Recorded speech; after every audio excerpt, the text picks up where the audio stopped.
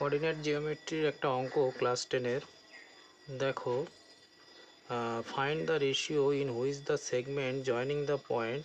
এখানে দুটো পয়েন্ট দেওয়া রয়েছে, পয়েন্ট দিয়ে এখানে আমাকে রেশিও বের করতে বলেছে।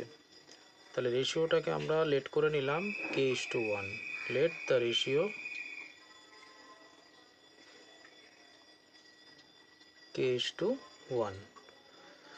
আচ্ছা, এইবার আমরা এখানে দেখি যে পয়েন্টে এই লাইনটাকে ডিভাইড করেছে সেই পয়েন্টটাকে আমরা ধরলাম a,0। কেন ধরলাম?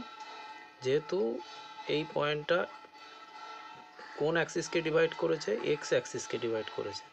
তাহলে এক্স অ্যাক্সিসকে যদি ডিভাইড করে তাহলে কোঅর্ডিনেট অলওয়েজ কী হবে? এক্সের একটা যে কোনো ভ্যালু হতেই হবে। তাহলে এক্সের ভ্যালুকে আমরা কি ধরলাম? এ। আর যেহেতু এক্স অ্যাক্সিসকে ডিভাইড করেছে এবং ওই জন্য ওয়াইয়ের ভ্যালু কী হবে? 0 হবে। তাহলে পি এর কোঅর্ডিনেট কী হলো? a,0।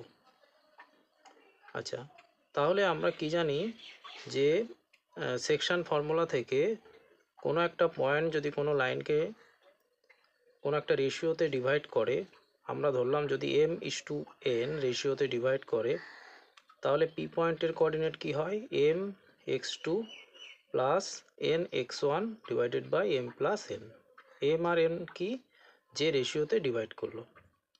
তাহলে অ্যাজ পার এই ফর্মুলা আমরা এখানে লিখতে পারি a is equal to mx2। m কোনটা এখানে? m হচ্ছে, আমরা কে ধরে নিয়েছি, m মানে হচ্ছে k ইন্টু x2 কত? এটা হচ্ছে x1 y1, এটা হচ্ছে x2 y2। তাহলে m(x2) হচ্ছে 4 plus n(x1).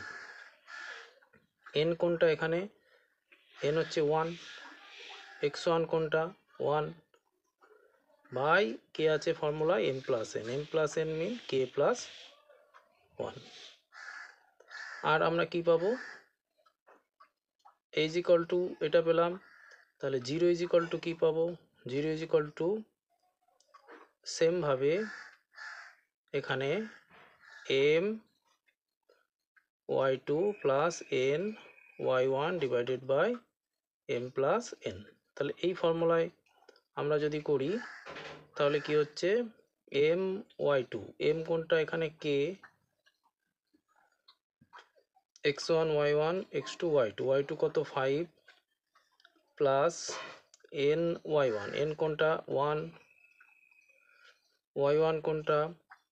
x1 y1 x2 y2, তাহলে y1 হচ্ছে -3 by m plus n।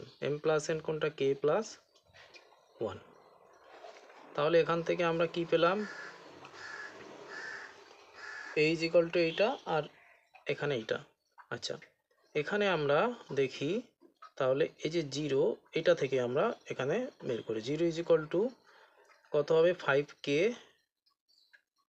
Plus -3 by k plus 1। কেন নিলাম? আমাদের k এর ভ্যালু বের করতে হবে। k এর ভ্যালু বের না করলে আমরা রেশিওটা বের করতে পারবো না। ক্রস মাল্টিপ্লিকেশন করলে কত হবে? 5k - 3 is equal to 0।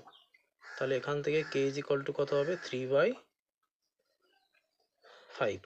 তাহলে রেশিওটা পেয়ে গেলাম। আমরা কি রেশিওতে ধরেছিলাম? k:1 রেশিওতে ধরেছিলাম। তাহলে k এর ভ্যালু কত পেলাম? 3/5:1। এই 5টাকে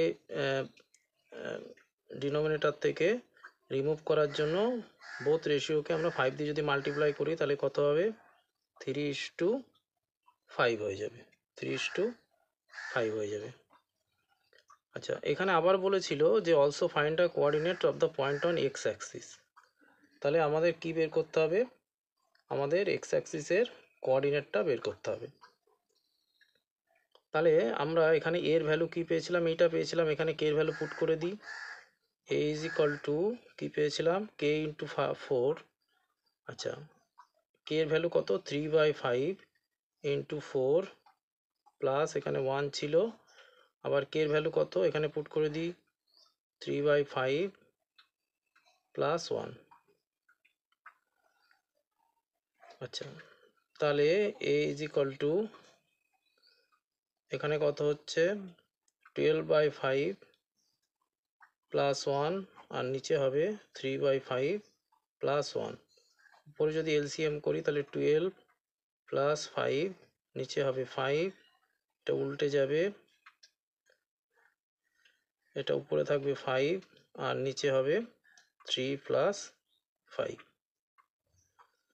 তার মানে এখানে হচ্ছে 17/5 ইন্টু 5/8, 5 ক্যান্সেল হয়ে যাবে, তাহলে 17/8। তাহলে আমরা এর ভ্যালু পেয়ে গেলাম। এর ভ্যালু কত? 17/8। এ হচ্ছে 17/8 আর k:1 ধরেছিলাম রেশিও, তাহলে 17/8:0 হবে। কত হচ্ছে আমাদের রেশিওটা?